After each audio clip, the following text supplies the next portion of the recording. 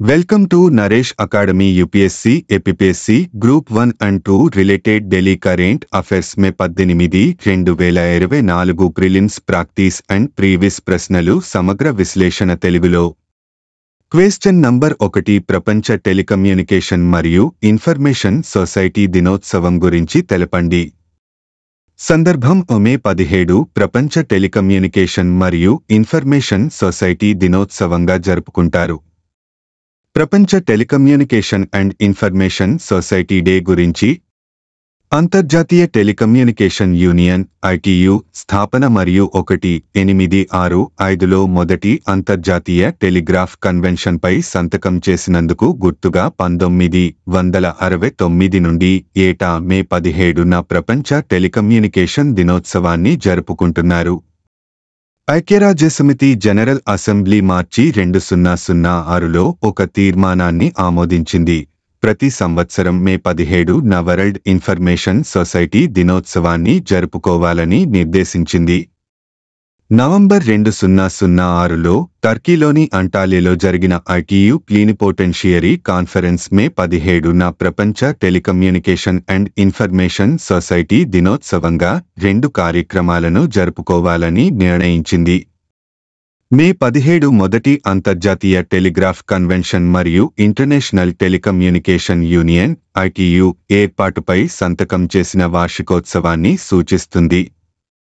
ప్రపంచ telecommunication and information society day (TISD) యొక్క ఉద్దేశ్యం ఇంటర్నెట్ మరియు ఇతర సమాచార మరియు కమ్యూనికేషన్ టెక్నాలజీల ఉపయోగం సమాజాలు మరియు ఆర్థిక వ్యవస్థలకు, అలాగే డిజిటల్ను వంతెన చేసే మార్గాల గురించి అవగాహన పెంచడం. విభజించు.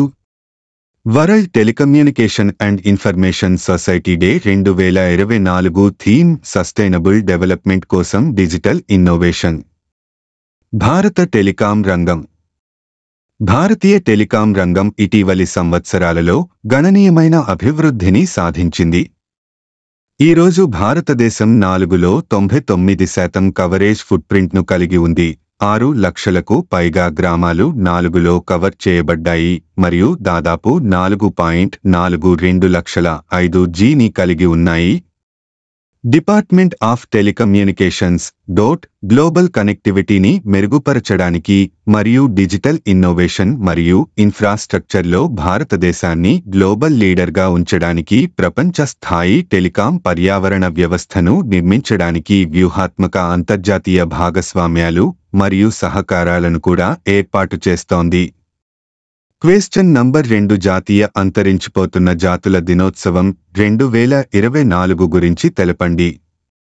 జాతీయ అంతరించిపోతున్న జాతుల దినోత్సవం 2024 తేదీ మరియు చరిత్ర. జాతీయ అంతరించిపోతున్న జాతుల దినోత్సవం ప్రతి సంవత్సరం మే 3వ శుక్రవారం నాడు జరుపుకుంటారు మరియు అంతరించిపోతున్న జాతులు మరియు వాటి ఆవాసాలను కాపాడవలసిన తక్షణ అవసరాన్ని గుర్తుచేస్తుంది. జీవవైవిధ్యాన్ని సంరక్షించడం మరియు హాని కలిగించే జాతుల మనుగడను నిర్ధారించడానికి పరిరక్షణ ప్రయత్నాలను ప్రోత్సహించడం యొక్క క్లిష్టమైన ప్రాముఖ్యత గురించి అవగాహన పెంచడానికి ఈరోజు అంకితం చేయబడింది. 2024లో ఈ సంవత్సరం మే 17 శుక్రవారం జాతీయ అంతరించిపోతున్న జాతుల దినోత్సవం వార్షిక ఆచారం. అంతరించిపోతున్న జాతుల దినోత్సవం అనేది జాతులను రక్షించడానికి మరియు పరిరక్షణ విజయాలను జరుపుకోవడానికి ప్రపంచవ్యాప్త చర్య అని రాబిన్సన్ వివరించాడు. అంతరించిపోతున్న జాతుల కూటమి మరియు డేవిడ్ రాబిన్సన్ 2006లో జాతీయ అంతరించిపోతున్న జాతుల దినోత్సవాన్ని స్థాపించారు. అంతరించిపోతున్న జంతువులు మరియు వాటి సంరక్షణ గురించి మరింత తెలుసుకోవడానికి ప్రపంచవ్యాప్తంగా ప్రజలను ప్రేరేపించారు. అదే సంవత్సరంలో అంతరించిపోతున్న జాతుల కూటమి సెనేట్కు ఈ రోజును సమర్పించింది.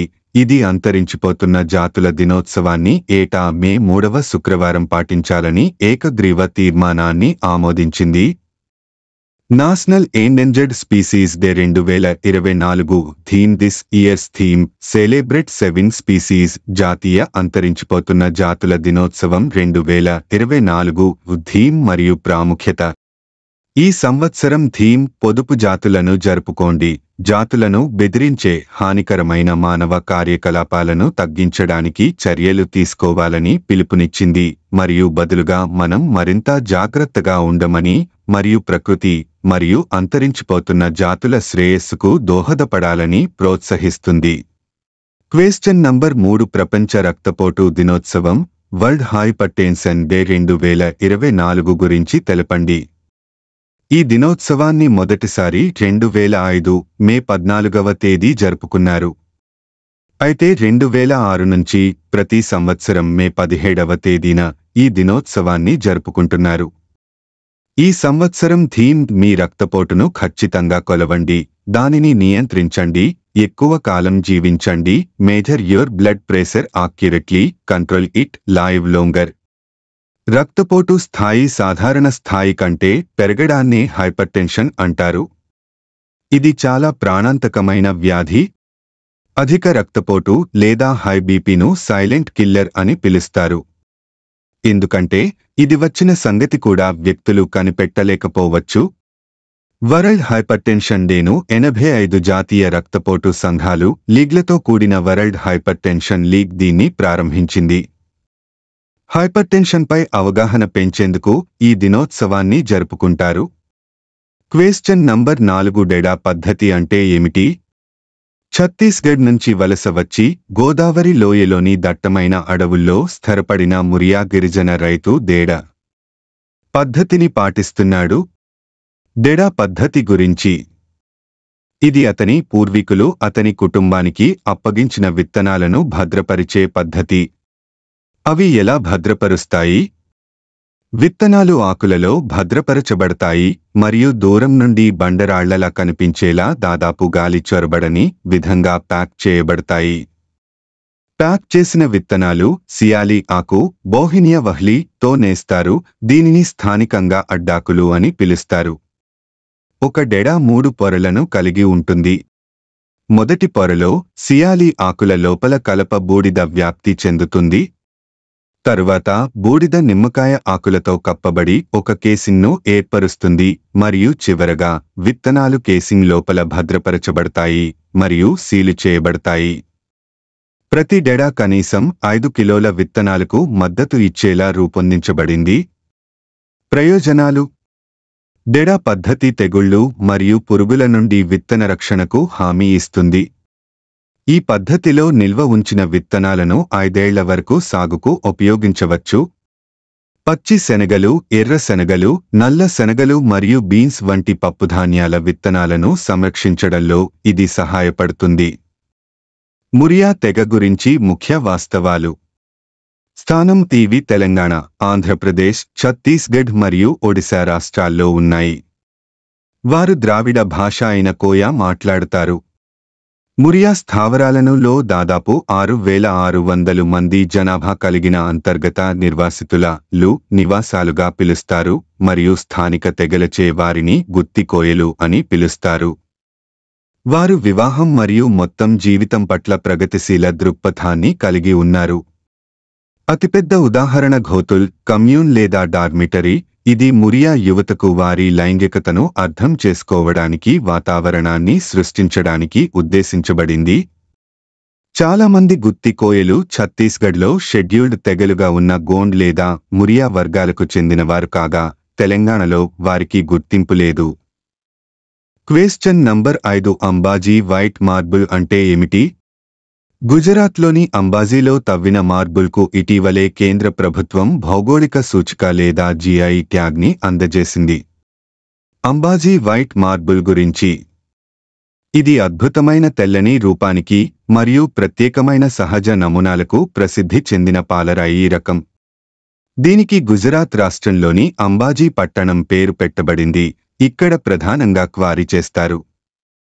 దీనిని అంబ వైట్ మార్బుల్ మరియు అంబే వైట్ మార్బుల్ అని కూడా పిలుస్తారు. ఇది దాని సహజమైన తెలుపు రంగు ద్వారా వర్గీకరించబడుతుంది. ఇది తరచుగా సూక్ష్మ బూడిద లేదా లేత గోధుమ రంగు సిరను కలిగి ఉంటుంది. సిరలు తీవ్రతలో మారవచ్చు. చక్కటి మరియు సున్నితమైన నుండి బోల్డ్ మరియు ఉచ్చరించే వరకు ప్రతి స్లాబ్కు ప్రత్యేకమైన మరియు వ్యక్తిగత రూపాన్ని ఇస్తుంది.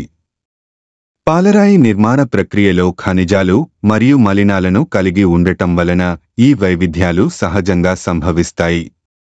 ఇది చాలా మన్నిక మరియు మన్నికను కలిగి ఉంటుంది. పాలరాయి యొక్క మృదువైన మరియు మెరుగుపెట్టిన ఉపరితలం దాని ఆకర్షణ మరియు అధునాతనతను జోడిస్తుంది. ఇది విలాసవంతమైన నిర్మాణ ప్రాజెక్టులు, శిల్పాలు మరియు స్మారక చిహ్నాల కోసం విస్తృతంగా ఉపయోగించబడుతుంది. మార్బుల్ గురించి ముఖ్య వాస్తవాలు. మార్బుల్ అనేది మెటామార్ఫిక్ రాక్. ఇది సున్నపురాయి రూపాంతరం యొక్క వేడి మరియు ఒత్తిడికి గురైనప్పుడు ఏర్పడుతుంది. ఇది ప్రాథమికంగా ఖనిజ కాల్సైట్ Ca3 తో కూడి ఉంటుంది మరియు సాధారణంగా క్లే ఖనిజాలు, మైకాస్, క్వార్ట్జ్, పైరైట్, ఐరన్ ఆక్సైడ్లు మరియు గ్రాఫైట్ వంటి ఇతర ఖనిజాలను కలిగి ఉంటుంది.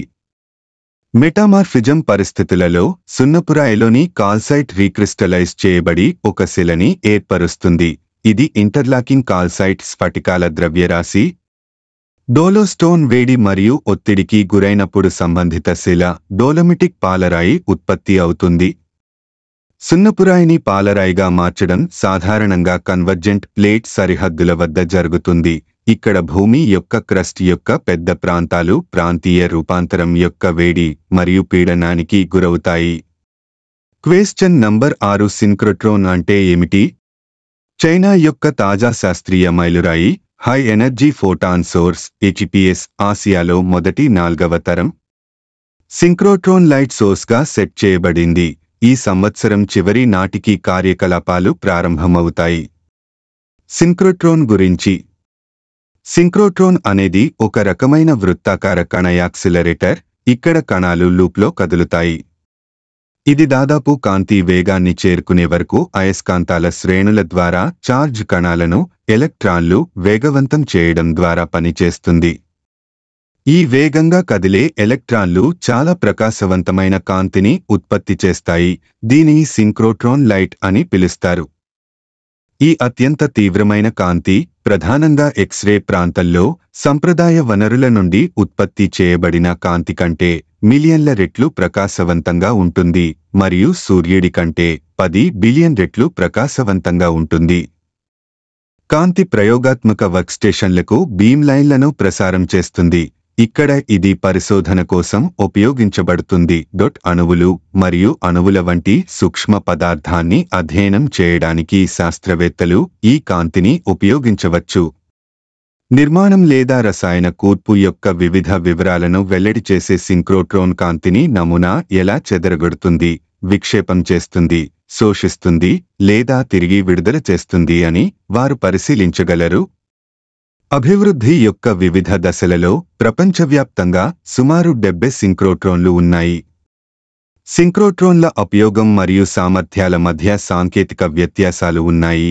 కొన్ని ఉపకరణాల కోసం మరియు మరికొన్ని ప్రాథమిక సైద్ధాంతిక పరిశోధన కోసం ఉపయోగించబడతాయి. High energy photon source HEPS గురించిన ముఖ్య వాస్తవాలు. స్థానం. ఇది చైనాలోని హుయిరోలో బీజింగ్ నుండి సుమారు 50 కిలోమీటర్ల దూరంలో ఉంది.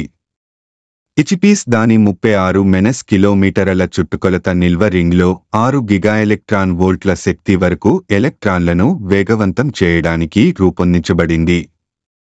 క్వెశ్చన్ నంబర్ 7 వెనిజులా ఆధునిక కాలంలో తన హిమానీనదాలన్నింటినీ పూర్తిగా కోల్పోయిన మొదటి దేశం గురించి తెలపండి. వెనిజులా ఆధునిక కాలంలో తన హిమానీనదాలన్నింటినీ పూర్తిగా కోల్పోయిన మొదటి దేశంగా భావించబడుతుంది. International cryosphere climate initiative ICCI ఒక శాస్త్రీయ న్యాయవాద సంస్థ X గతంలో ట్విట్టర్ లో దక్షిణ అమెరికా దేశం యొక్క మిగిలి ఉన్న ఏకైక హిమానీనదం హంబోల్ట్ లేదా లా కరోనా. హంబోల్ట్ హిమానీనదం 2 హెక్టార్ల కంటే తక్కువ విస్తీర్ణంలో కుంచించుకుపోయిందని తాజా అధ్యయనాలు కనుగొన్నాయి. దేశం సియెర్రా నెవాడా డి మెరిడా పర్వత శ్రేణిలో 6 హిమానీనదాలకు నిలయంగా ఉంది. 2011 నాటికి 5 హిమానీనదాలు కనుమరుగయ్యాయి. కేవలం హంబోల్ట్ మాత్రమే మిగిలి ఉన్నాయి. హంబోల్ట్ హిమానీనదం కనీసం మరో దశాబ్దం పాటు కొనసాగుతుందని అంచనా వేయబడింది. అయితే తాజా అంచనాల ప్రకారం హిమానీనదం ఊహించిన దానికంటే చాలా వేగంగా కరిగిపోయింది. వెనిజులా ఇది దక్షిణ అమెరికా ఉత్తర తీరంలో కారకాస్లో రాజధాని ఉంది. సరిహద్దులు ఇది ఉత్తరాన కరేబియన్ సముద్రం మరియు అట్లాంటిక్ మహాసముద్రం, తూర్పున గయానా, దక్షిణాన బ్రెజిల్ మరియు నైరుతి మరియు పశ్చిమాన కొలంబియా సరిహద్దులుగా ఉన్నాయి. ఫిజియోగ్రాఫికల్ వైవిధ్యమైన దేశం. వెనిజులా ఉత్తర ఆండియన్ పర్వత గొలుసులు మరియు అంతర్గత ఎత్తైన ప్రాంతాలను కలిగి ఉంది. ఒరినోకో నదీ పరివాహక ప్రాంతంలోని ప్రధాన భాగాలు దాని విస్తారమైన లానోస్ మైదానాలు. మరకైబో సరస్సు ఇది దక్షిణ అమెరికాలో అతిపెద్ద సరస్సు మరియు అద్భుతమైన ఏంజల్ ఫాల్స్ ది ప్రపంచంలోని ఎత్తైన జలపాతం. క్వెశ్చన్ నంబర్ 8 ప్రేఫైర్ పోలార్ మిషన్ గురించి తెలపండి. నాసా ప్రేఫైర్ పోలార్ మిషన్ మే 22న న్యూజిలాండ్ నుండి ప్రారంభించబడుతుంది. ప్రేఫైర్ పోలార్ మిషన్ గురించి ఫార్ ఇన్ఫ్రారెడ్ ఎక్స్పెరిమెంట్ ప్రేఫైర్ ధ్రువ మిషన్లోని పోలార్ రేడియంట్ ఎనర్జీ జంట ఉపగ్రహాలను కలిగి ఉంటుంది. ఒక్కో పరికరాన్ని మోసుకెళ్లి దాదాపు 6 గంటల తేడాతో ధృవాలను కొలుస్తుంది. లక్ష్యం భూమి యొక్క ధ్రువ ప్రాంతాల నుండి ఉష్ణ నష్టం యొక్క పూర్తి స్పెక్ట్రంను మొదటిసారిగా బహిర్గతం చేయడం, వాతావరణ నమూనాలను మరింత ఖచ్చితమైనదిగా చేయడం మిషన్ యొక్క లక్ష్యం. ప్రేఫైర్ మిషన్ నుండి డేటా జ్ఞానంలో అంతరాన్ని పరిష్కరించడం మరియు వాతావరణ మార్పు మరియు సముద్ర మట్టం పెరుగుదల అంచనాలను మెరుగుపరచడానికి డేటాను అందించడం లక్ష్యంగా పెట్టుకుంది. భూమి యొక్క వాతావరణం మరియు ఆర్కిటిక్ మరియు అంటార్కిటిక్ నుండి అంతరిక్షంలోకి వెలువడే ఉష్ణాన్ని మంచు ఎలా ప్రభావితం చేస్తుందనే దానిపై కొత్త సమాచారాన్ని అందించండి. Question number 9 blue residency visa అంటే ఏమిటి? వివరాలు. పర్యావరణ పరిరక్షణకు అవిరళ కృషి చేసిన వ్యక్తులకు 10 ఏండ్ల బ్లూ రెసిడెన్సీ వీసాను మంజూరు చేయనున్నట్లు యుఏ ప్రకటించింది. దుబాయ్ ప్రధాని షేక్ మొహమ్మద్ బిన్ రషీద్ ఈ నెల 15న ఈ విషయాన్ని ఎక్స్ ద్వారా వెల్లడించారు. మన ఆర్థిక వ్యవస్థ పర్యావరణ సమతుల్యతతో ముడిపడి ఉంది. ఈ విషయంలో మన పయనం స్పష్టంగా, స్థిరంగా ఉంది అని ఆయన అన్నారు. సముద్ర జంతుజాలాలు, భూమిపై ఉండే జీవావరణ వ్యవస్థలు, వాయు నాణ్యత, సుస్థిత సాంకేతికత తదితర రంగాల్లో కృషి చేసిన వారికి ఈ వీసాలు మంజూరు చేస్తారు. వీటిని పొందడానికి అర్హత, ఆసక్తి ఉన్నవారు గుర్తింపు, పౌరసత్వం, కస్టమ్స్, పోర్ట్ సెక్యూరిటీ, ఐసిపి అధికారుల వద్ద దరఖాస్తు చేసుకోవచ్చు. క్వెశ్చన్ నంబర్ 10 కౌండిన్య అభయారణ్యంలో అరుదైన కప్ప వివరాలు తెలపండి. వివరాలు. తూర్పు కనుమల్లో భాగమైన చిత్తూరు జిల్లా పలమనేరు సమీపంలోని కౌండిన్య అభయారణ్యంలో అరుదైన కప్పను గుర్తించినట్లు హైదరాబాద్కు చెందిన జులాజికల్ సర్వే ఆఫ్ ఇండియా శాస్త్రవేత్తలు doctor Deepa Vaiswal, doctor S Jadhav, doctor Karuthapandi శుక్రవారం తిరుపతిలో ఓ ప్రకటన విడుదల చేశారు. శ్రీలంక తడిభూముల్లో మనుగడ సాగించే శ్రీలంక బ్యాక్ ఫ్రాగ్ కప్ప జాతి దేశంలో 2 శతాబ్దాల క్రితమే కనుమరుగైందని అందులో పేర్కొన్నారు. శాస్త్రీయంగా హైలారానా సిలిస్గా పిలుస్తారని వివరించారు. Thank you for watching this video. Please like, share, comment చేయండి. అలాగే subscribe my YouTube channel @Naresh Academy 5509.